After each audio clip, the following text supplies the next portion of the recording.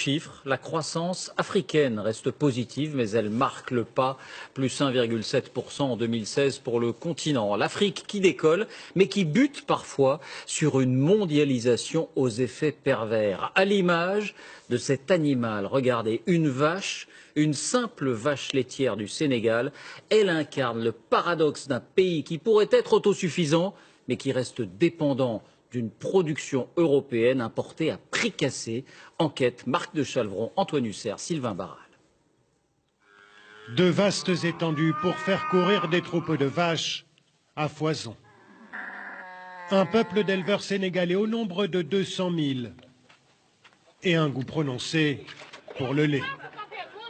Et pourtant, à Dakar, la capitale du pays, on ne le consomme qu'en poudre ou presque, produit à l'étranger. 90% du lait vendu au Sénégal est importé sous forme de poudre. Dans les usines de Vitalait, le plus gros producteur du pays, on ne fonctionne qu'avec ça. Exemple, ces sachets, des doses individuelles de lait en poudre, à dissoudre dans un verre d'eau.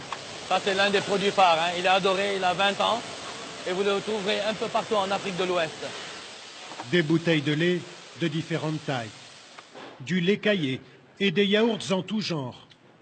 La matière première est importée principalement d'Europe et elle arrive quotidiennement, comme cette livraison en provenance de Belgique. 25 000 tonnes arrivent chaque année.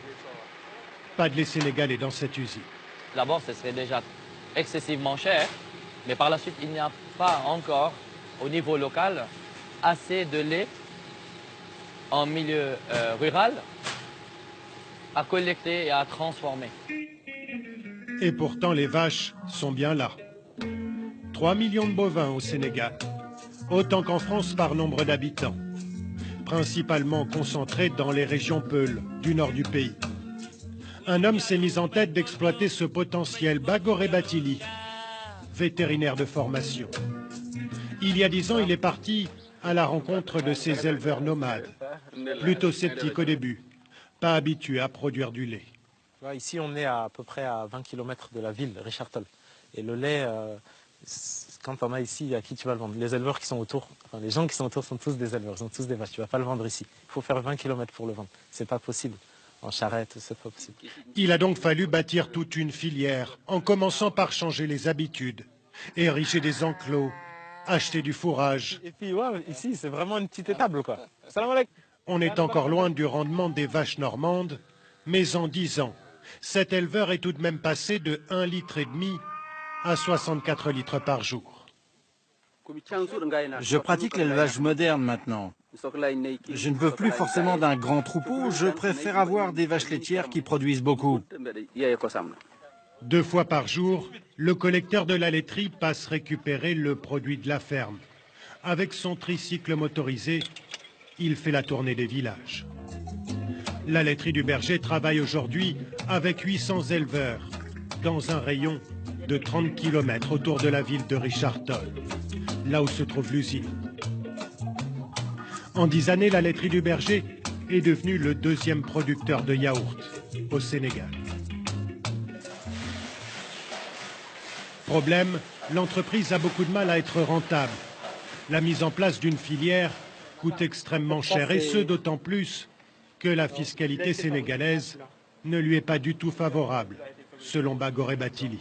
Le paradoxe ultime ici, c'est que pour amener 1 litre de lait de collecte de la brousse de Richard-Toll à l'usine, on aura payé plus de taxes que pour amener 1 litre de lait reconstitué à partir de poudre qui vient de Nouvelle-Zélande ou d'Europe. Les barrières douanières sont faibles et localement, on paye énormément de taxes.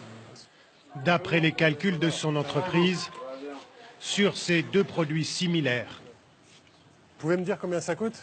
l'État sénégalais prélève 3 fois plus d'argent sur celui qui est fabriqué avec du lait local, taxé à 26% contre 8% seulement pour le lait importé. C'est tout le défi pour l'État sénégalais qui, d'un côté, affiche sa volonté de soutenir ses éleveurs, mais qui, de l'autre, ne peut se permettre de trop taxer le lait importé sans prendre le risque d'augmenter le prix d'un bien essentiel à la population. Difficile dans ces conditions de faire émerger une filière locale du lait. En bref, une nouvelle